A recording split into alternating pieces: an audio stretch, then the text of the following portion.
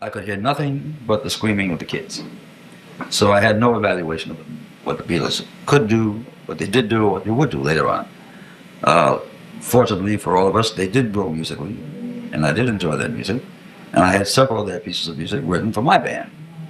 And I would do the same today if I could hear things that I thought would be um, could be construed in my band as being musically correct. If the charts could be made so that they could please me and my musicians and also please the audience. And that's the thing you have to understand. When you have a band like this, I think the first person to be pleased is the leader. After all, it's his thing up there. If it goes down, the leader goes down. If it goes up, the band goes up, the audience goes up, the price goes up, everything goes up. So I like to think that my first choice when I select tunes is something that pleases me. Secondly, will please the band, because if the band enjoys it, the band plays better. If the band plays better, the audience enjoys it. If the audience enjoys it, they come back to see it, so they'll tell their friends about it. So it's, I think jazz is healthy. I think where it's going, I can't prophesize. Do you see the Madison Square Garden gigs and going with jazz rather than rock?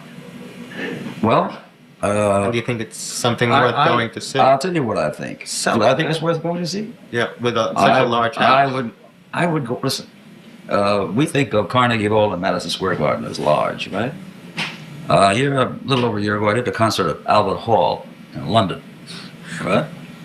Which you could take Madison Square Garden and put it in and still get plenty of room, right?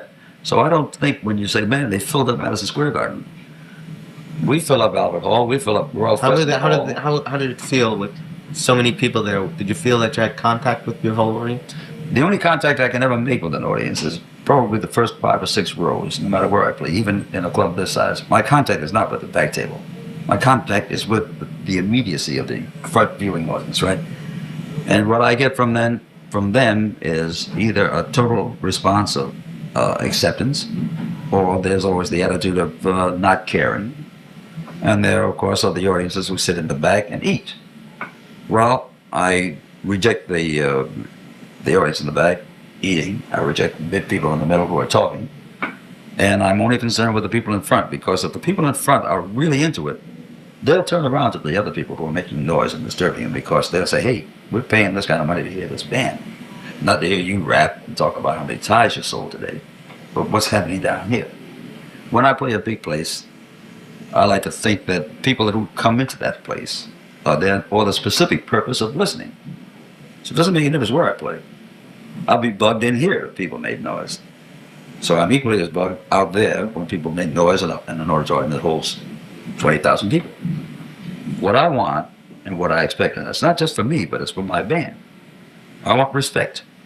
I mean, this is a cliche, I suppose, but if you go to Carnegie Hall and Normandy is conducting, you will respect the fact that there are 101 musicians up there with a conductor with a baton, right? And you don't want to feel ridiculous by saying, hey, play Beethoven's Ninth, right? So you sit out there like gentlemen and ladies and you conduct yourselves accordingly. Well, why shouldn't the jazz musician be accorded the same respect? Just because he plays in a nightclub doesn't mean that he is less of a musician, and probably a better musician than 99% of the classical players, because most good jazz players have a classical background. And what they did after that was to go a step farther than that, to be improvisational, to be creative, and to make themselves known as a marvelous jazz musician. So you can't really single out musicians in orchestras, but you can single out musicians in jazz bands. When you're just saying you want people to sit there and listen, classical music I can sit and listen to, and in most instances it's soothing type of music, whereas jazz kind of gets up inside of you and makes you want to move with the music. It's an emotional music. It's when you have an emotional feeling of music, the time to respond to that is when you have reached the climax of that emotion, which is at the end of the chart, not during. When a man is up there playing a trumpet solo, he's creating. And to have somebody say, yeah, man, or some corny expression like that, breaks the thought of concentration. And all of a sudden, what he's trying to play, really good for you, is broken by some creep out there who's telling you, go, man. You see? Emotions in music have to be delivered to you like a special delivery mailman. Yeah, this is for you. This is what I'm playing for you. This is to the general audience. I demand that in my club because it's mine. Like I say, if you don't like it, if you continue to make noise, throw your ass out. Is that why you opened Buddy's Place? I opened Buddy's Place because I thought it was about time that all musicians got the kind of respect that I think they deserve. A place to come into when they're finished working, sit in the air and enjoy television or music or whatever they want to do, to have guests. The years that I've been on the road, I've only seen 3 or 4 clubs in my life that had any kind of cleanliness to it, any kind of a place to sit down. Most places you dress in a toilet. You know, the beautiful nightclub in front, and in the back there's the last thing. You know, oh yeah, the musicians, well, let's put them out in the hall. Down here the concept was the best sound system, best acoustics, a place where they know that when they walk in, there's nobody to sit and say, hey man, we're 5 minutes late. I don't believe in that. I start when I feel like it. I try to start within the framework of a certain designated time. If we say we're going to start the show at 9:30 and I feel that maybe I'll feel better in 10 minutes to 10, or if I feel the audience is not complete yet, we'll wait. When a guy comes in here to go to work for me, whether it's Joe Williams or Mel Torme or whoever, and he says, how long do you want me to do? I say, how long do you feel like doing? If you can reach your audience in 20 minutes and you want to get off, you think you've got it, get off. It takes you 40, do 40. There are no restrictions here. And so people like to play this room because they know as a musician, I understand their plight. This is a musician's house rather than gearing itself towards the cash register. The last thing I think about is the audience. The first thing I think about is, will the band be good? And if the band thinks they're good, they'll kill the audience. Talking about your musicians, relay the story of what happened with Africa.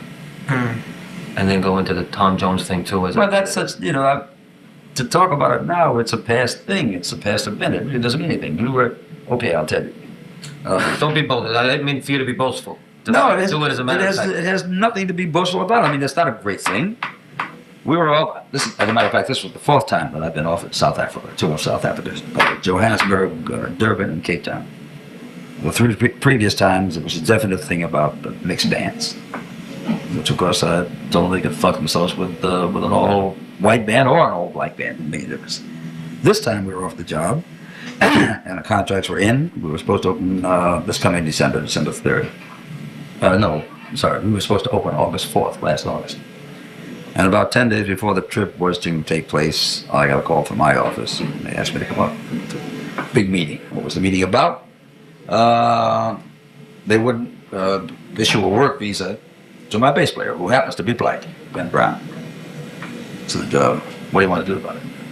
Well, of course, what do I want to do? Taking a shove up their ass. What do you mean, what do I want to do about it? I'm not going to allow a country or a government to dictate terms to me about the kind of people that work in my band. Black, white, Jewish, Gentile, doesn't make any difference. If those countries could take a band like this, which is a mixture of Jewish, black, Gentile, whatever you are, and see how 16 people function as one person, that would do an awful lot for governments who say, well, these people over here... Not a government like South Africa. Why not a government like South Africa? South Africa can't... The South African government is a minority government. That's the whole problem, so they can't function as one. Well, so are we, my friend. We're a minority government too, I mean, take a look around you and see what's going on today.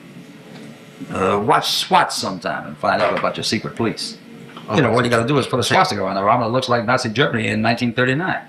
I mean, this is what we're geared to. This is what we see. Killing. Not that I'm opposed to violence. I enjoy it. But don't make it a bastard thing. Oh, no, there's really no violence except on television. There's violence every day of every minute of your life. You see the news tonight? 11 people shot in Ireland. That's true life. So if television wants to project that as a reality, why shouldn't we be allowed to see it? If we can see some broad selling mini pads at dinner time, then I can certainly watch a guy get shot with a gun. I don't want some broad to be sitting in front of me while I'm eating and telling me I wear mini pads because they feel good when I'm swimming. I'm eating. If you want to have a clean hour, take that off the air. But if you allow that at 7:30, then allow me the choice of watching somebody get shot in a television show.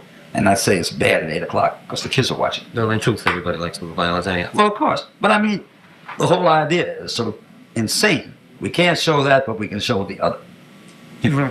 So what was the final outcome with the South African team? I'm here. Of course, I said, unless you take my band as it is, Right.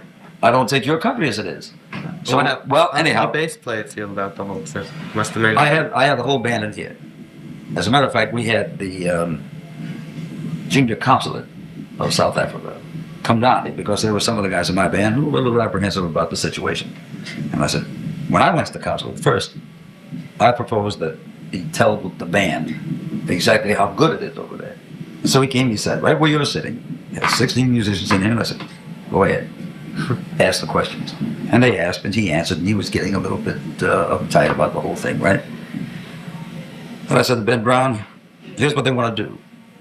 They want to pay you $750 a week, issue you a tourist visa, come over with a band, but a white bass player must play with the band. And I said, how do you feel about that? And I laughed, and he laughed, and I said, right. The band said, right. And we told them what they could do with Africa. Then about a month ago, I got a call from Tom Jones' manager. What's his name? Gordon Mills. Said, I'd like to do a tour with Tom Jones in South Africa in December. And I said, that's very funny. And I got that far with it. He said, oh, I know the situation. He said, but that's all straight because we have 3 black backup singers with the group. So I said, what does that mean? He said, well, I think the situation is all right. Well, I don't know if it's all right or not. And I'm not concerned about it because I'm not going over. If he had to change his hairdo, I wouldn't go over. Because I don't like being dictated to. I don't try to throw my politics and my beliefs on other people. They're mine. If I want to go over there as a tourist, I can afford to go to South Africa. I don't have to have them bring me over with my band and then insult me and my band by saying we can't have any blacks in the band. It's just not right. I don't live that way.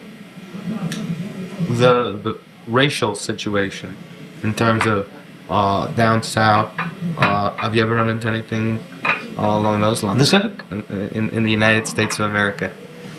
I've been on the road since I was about that big. Growing. I can recall, not too many years back, even when you played down south, they had water fountains for white and water fountains for black.